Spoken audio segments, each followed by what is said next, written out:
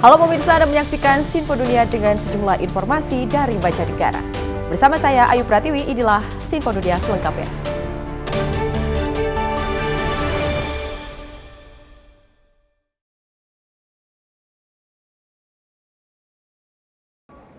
Kita ke informasi pertama pemirsa, pihak berwenang Amerika Serikat mendenda dan menangkap orang-orang yang tidur di jalanan. Hal itu mengarah pada pembersihan besar-besaran perkemahan tunawisma atas keputusan Mahkamah Agung Amerika Serikat tahun ini. Sebelum akhirnya tinggal di sini, Jenderal Dogon berjuang melawan kecanduan narkoba dan menjalani hukuman penjara panjang. Kini dia tinggal di kawasan Skid Row di pusat kota Los Angeles. Keputusan Mahkamah Agung AS yang mengizinkan pemerintah kota melarang orang tidur di jalan, menurutnya keterlaluan. I tell people all the time, I said, they want to get tough, come on, bring it on, we can get tough. You know what I'm saying? Because if it ain't nowhere to go, it ain't nowhere to go. You know what I'm saying? What you gonna do? We don't care what you say in the Supreme Court. Sekitar sebulan setelah putusan Mahkamah Agung yang memberi wewenang kepada negara bagian untuk menangkap tunawisma, Gubernur California Gavin Newsom memerintahkan lembaga negara bagian untuk membersihkan jalanan. Hal itu kejam, kata Pete White, Direktur Eksekutif di Los Angeles Community Action Network, sebuah organisasi akar rumput di Skid Row. A declaration of sorts that says there is no help for you. There is no room for you at the end. We are willing to invest more money into policing than into housing. They are attempting to police themselves out of a social crisis. Union Rescue Mission telah melayani warga tunawisma di daerah tersebut selama 130 tahun. Presiden sementara Jeff Hudson mendukung putusan Mahkamah Agung. Dia mengatakan tantangannya adalah menemukan tempat berlindung bagi sekitar 70.000 tunawisma di kota itu. The decision is a logical decision between balancing the rights of individuals to have stores open, to have businesses open, and the rights of individual to have housing and shelter. And so the Supreme Court came down on the side of the individuals who want to open businesses and want to be in business and want to use the sidewalks. Jody Cobb menjadi tunawisma selama 10 tahun. Hari ini, dia adalah asisten program di organisasi tersebut. Dia mengatakan masalah narkoba membuatnya tidak bisa mengambil keputusan yang tepat di masa lalu.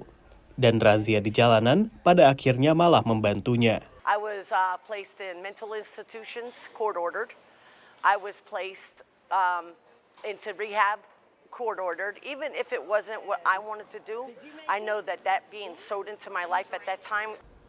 Sejak langkah gubernur, Kota Los Angeles telah melaporkan penurunan 10% orang yang tidur di jalanan.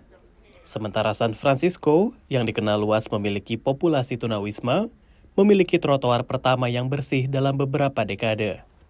Aktivis tunawisma mengatakan, terlepas dari statistik tersebut, jumlah orang yang membutuhkan bantuan tetap sama. Mereka hanya tidak kelihatan. Data terbaru tahun 2022 memperkirakan sekitar 582.000 orang di Amerika menghadapi masalah ketunawismaan, menurut Departemen Perumahan dan Pembangunan Kota Amerika. Sekitar 56% diantaranya tinggal di penampungan darurat atau sementara sisanya terpaksa tinggal di jalanan. Dari Washington DC, saya Rio Tuasikal dan tim VOA. Pemirsa, Departemen Tenaga Kerja Amerika Serikat memasukkan nikel Indonesia ke dalam daftar komoditas yang dipercaya melibatkan pekerja paksa atau pekerja anak. Lantas bagaimanakah nasib kesepakatan dagang nikel yang tengah diperjuangkan Indonesia? Berikut informasinya. Nikel Indonesia resmi masuk daftar komoditas yang dipercaya melibatkan pekerja paksa dan atau pekerja anak (TVPRA) yang dirilis 5 September 2024. Departemen Tenaga Kerja AS mengutip sejumlah laporan bahwa industri pengolahan nikel Indonesia melibatkan WN Tiongkok sebagai pekerja paksa.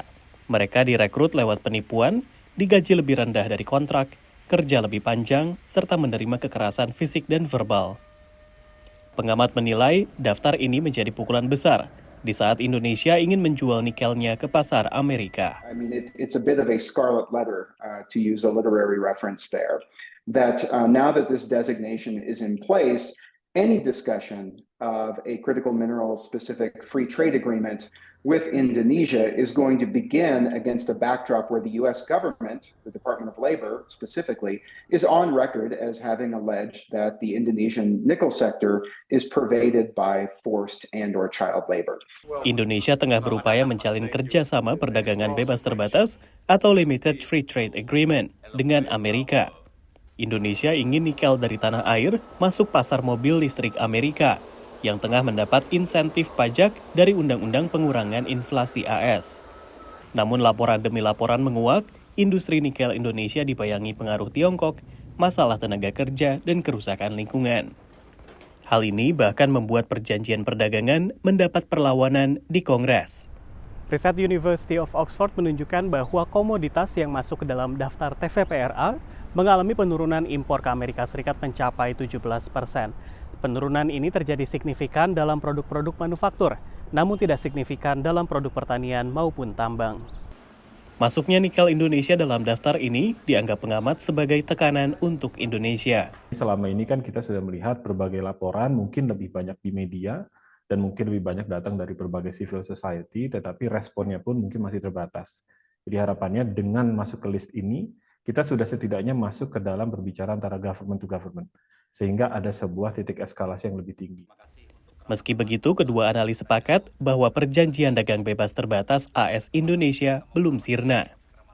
Just speaking realistically, Indonesia is mining about half of the world's nickel right now. The International Energy Agency forecasts that share will increase to north of 62% by 2030. And so the idea that we will have a robust conversation in markets around nickel that does not include Indonesia moving forward seems to me to be far-fetched. Daftar ini menurut pengamat jadi kesempatan Indonesia membuktikan pembenahan dalam industri nikel, utamanya terkait perlindungan tenaga kerja. Jadi ketika dari pihak Amerika Serikat menunjukkan bahwa mereka willing untuk berbicara long-term relations, apa hal yang harus diperbaiki dengan jangka waktu seperti apa, dan dari pihak Indonesia harus bisa menunjukkan dengan bukti konkret, ini yang kami sudah lakukan selama 1 tahun terakhir. Dari Washington DC, Rio Tuasikal, VOA. Sementara itu, pemirsa, ratusan warga dievakuasi dari sebuah kota di Himalaya, India akibat tanah yang perlahan ambles dan menurut para ahli, hal ini merupakan resiko yang ditimbulkan pembangunan yang tidak berkelanjutan di wilayah pegunungan yang rapuh. Banyak warga kota di India Utara ini panik sejak retakan tanah meluas ke ratusan rumah dan sejumlah jalan. Sebagian besar keluarga di Joshimath menderita dan telah memindahkan barang-barang mereka keluar dari rumah setelah para pejabat memperingatkan bahwa tanah di wilayah itu perlahan-lahan ambles. Alasan pasti amblesnya tanah ini belum jelas. Namun para ahli tidak heran karena mereka sudah lama memperingatkan bahwa maraknya pembangunan dan proyek pembangkit listrik tenaga air di wilayah itu merupakan ancaman. This is something which graduated over the period. So we know the pressures which are developing. We know these cracks were there. We know that system is sinking. Ribuan warga ditampung di kamp-kamp bantuan setelah rumah-rumah mereka ditandai sebagai tidak aman. Pembangunan jalan dan proyek pembangkit listrik tenaga air dekat wilayah ini sudah dihentikan. Tim tanggap bencana bersiaga dan warga yang khawatir akan masa depan mereka menggelar unjuk rasa. Joshimath adalah pintu gerbang menuju kuil Hindu dan Sikh yang populer dan tumbuh dari kota kecil menjadi permukiman di lereng bukit yang luas berpenduduk sekitar 20.000 orang. Jumlah hotel meningkat untuk melayani datangnya pengunjung, dan kereta gantung menjadi akses ke tujuan wisata ski yang populer. Kini Joshimath dianggap menjadi tanda bahaya bagi sejumlah kota di Himalaya lainnya yang tumbuh secara eksponensial karena makin banyak warga kaya India datang dalam jumlah besar ke pegunungan untuk liburan, olahraga petualangan, dan ziarah. Banyak jalan yang dibangun atau diperlebar. Joshimath is a point in history which should tell us what we should not do in Himalayas. And there are many more Joshimaths in the making. Saat para pejabat mensurvei kota ini, sejumlah pakar menyerukan agar proyek-proyek infrastruktur seperti pembangkit listrik tenaga air yang telah disetujui di wilayah ini agar dievaluasi kembali. Take a pause, stop the activities, understand what has gone wrong. Make a meaningful choice from here because this is where you can bend the curve. Menurut para ahli, meski pembangunan diperlukan untuk memberi akses ke sekolah dan perawatan kesehatan, tapi itu harus mempertimbangkan berbagai aspek. These mountains are not only one of the youngest, but one of the thickest. The density of population is very, very high if you compare with other mountain regions. So we have to bring in those infrastructure to people. At the same time, you also have to be environmentally benign, and that's where the whole contradiction appears to be.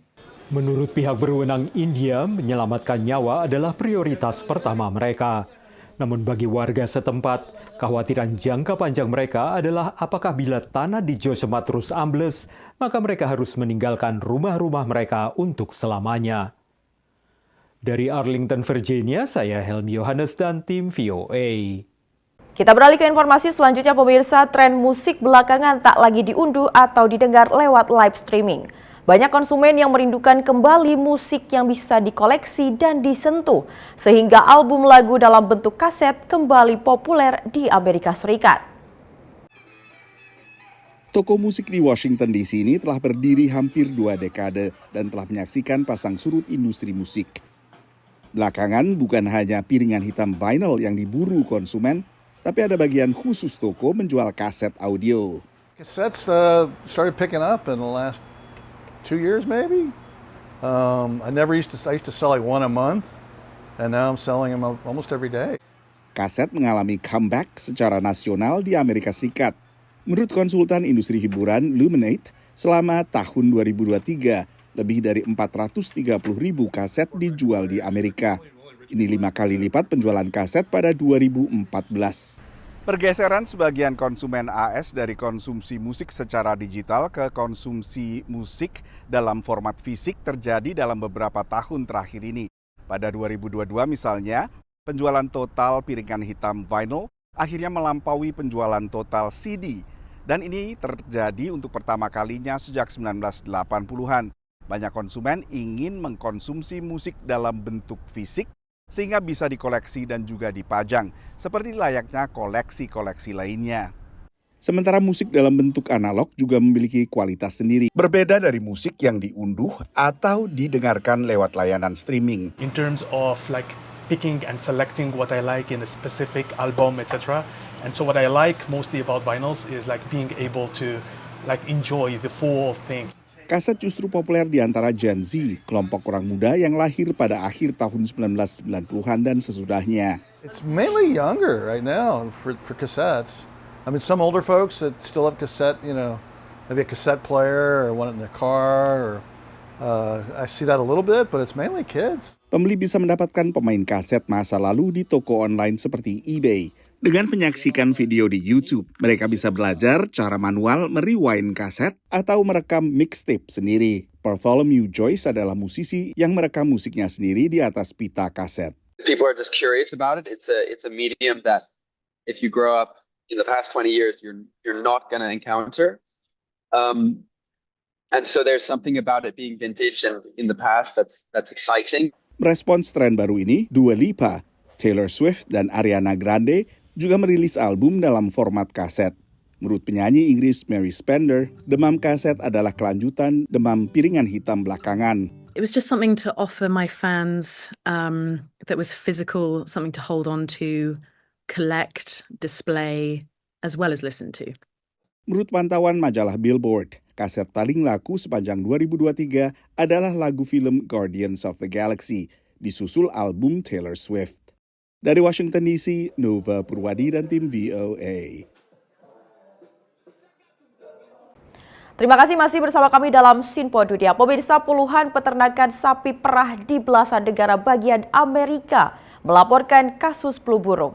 Peneliti terus memantau penularan dengan memanfaatkan teknologi melawan COVID untuk mengembangkan vaksin baru menangkal flu burung. Sepintas tampak seperti peternakan sapi perah biasa, tapi fasilitas di kota Ames, negara bagian Iowa ini adalah pusat studi penyakit hewan nasional dikelola Departemen Pertanian Amerika Serikat.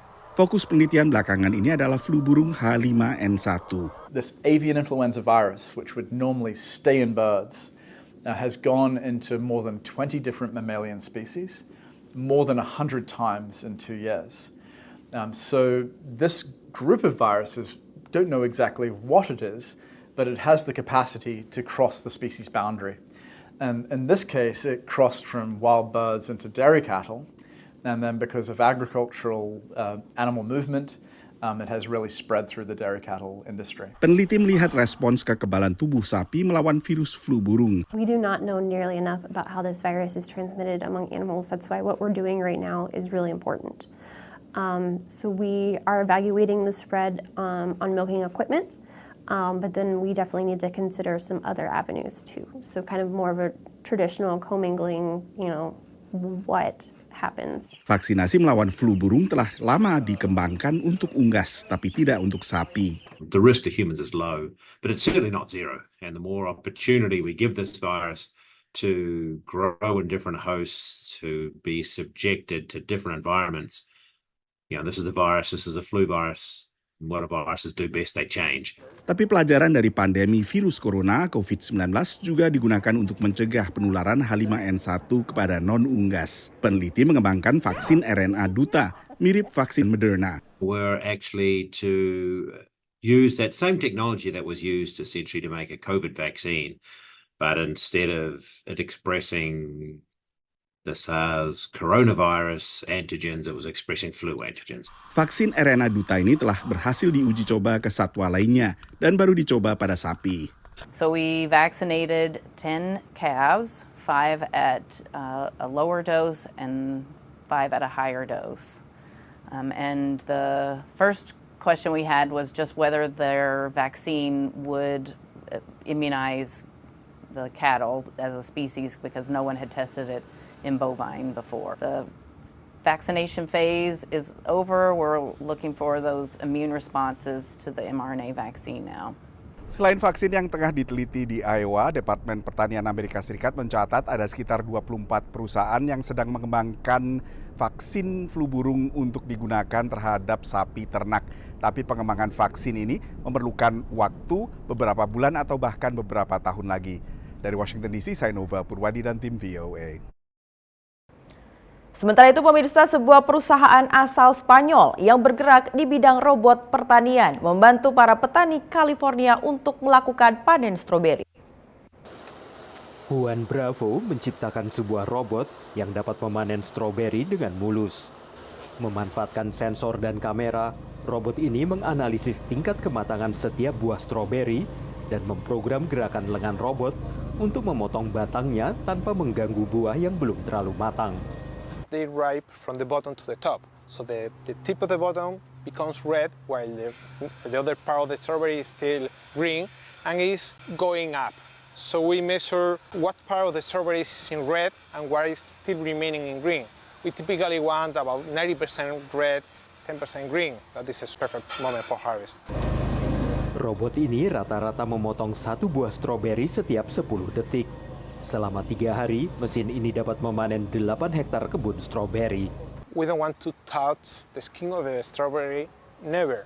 So if we don't touch the surface, we are not going to contaminate it. Could be with mildew, or could be with virus or whatever. We don't touch the strawberry. Panen otomatis ini dilengkapi bak vacuum dari AgroBot yang secara harfiah menyedot hama dari semak-semak tanpa merusak buah ataupun menggunakan pestisida.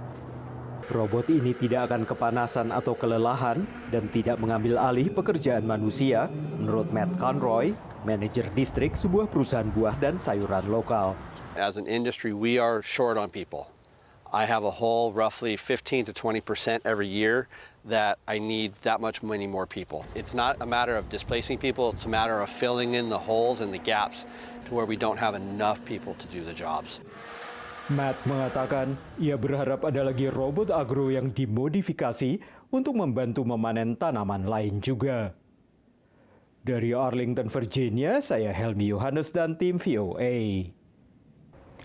Kita beralih ke informasi selanjutnya pemirsa. Guna mencegah terulangnya kebakaran hutan, sejumlah langkah ditempuh termasuk pembersihan besar-besaran pepohonan dan juga semak belukar di California. Berikut informasinya. Dengan gergaji dan berbagai alat berat, pekerja dari Dinas Kehutanan Nasional Amerika Serikat membersihkan pepohonan dan semak-semak di Hutan Nasional Tahoe di California. Langkah ini dilakukan guna mencegah resiko kebakaran hutan yang beberapa tahun belakangan mengganas di negara bagian paling padat penduduk ini. We're trying to reduce the threat of large-scale wildfires by reducing the number of trees across the national forests in the western U.S. When there's too much fuel or vegetation, then that creates larger, more intense wildfires. The other thing that's happening is we're having more intense drought and in a lot of cases less precipitation, which stresses the trees and creates a situation where they're weakened. Tapi upaya Dinas Kehutanan ini mendapat sorotan dari sebagian aktivis lingkungan hidup, termasuk Cal Wald, yang khawatir pemangkasan dilakukan dengan berlebihan sehingga justru kurang mendukung kesehatan hutan. We're asking the Forest Service to make their treatments lighter, to focus on smaller trees and shrubs, leave the larger trees, and ensure that the scenery and recreation opportunities that people enjoy along the North Yuba River are protected. My wife and I camp in the Yuba River drainage. We go hiking there. I was just there a couple of weeks ago. So, this is an important area to us, and we don't want to see it. We don't want to see it burn up, and we don't want to see it logged over. Yayasan Hutan Nasional atau National Forest Foundation adalah organisasi nirlaba yang dibentuk Kongres AS untuk bekerja sama dengan Dinas Kehutanan Nasional untuk mengelola hutan-hutan di lahan milik pemerintah federal Amerika Serikat, termasuk di Hutan Nasional Tahoe. People will have to get used to seeing a less dense forest because that's a healthy forest. But right now they're pretty dense and pretty crowded, and I think that's mistakenly thought of as being normal. I once heard someone describe forest thinning and logging operations as open heart surgery. Afterwards, it's not a pretty sight. It can look a little bit rough, but forests recover and they're very resilient. Kebakaran hutan menjadi masalah yang rutin dihadapi California dan negara bagian sekitar. Tapi kebakaran ini memuncak pada 2020 dan 2021 sebelum mereda tahun-tahun sesudahnya. Gubernur California menganggarkan 1,2 miliar dolar Amerika Serikat untuk 2 tahun fiskal ke depan dalam upaya untuk menjaga kesehatan hutan dan membuat masyarakat lebih tahan terhadap kebakaran hutan di masa mendatang. Dari San Francisco, California, saya Virginia Gunawan dan tim VOA. Dan informasi tadi menjadi penutup perjumpaan kita kali ini. Tetap saksikan Sinpo Dunia hanya di Sinpo TV. Saya Ayu Pratiwi, mewakili kru yang bertugas mengucapkan terima kasih dan sampai jumpa.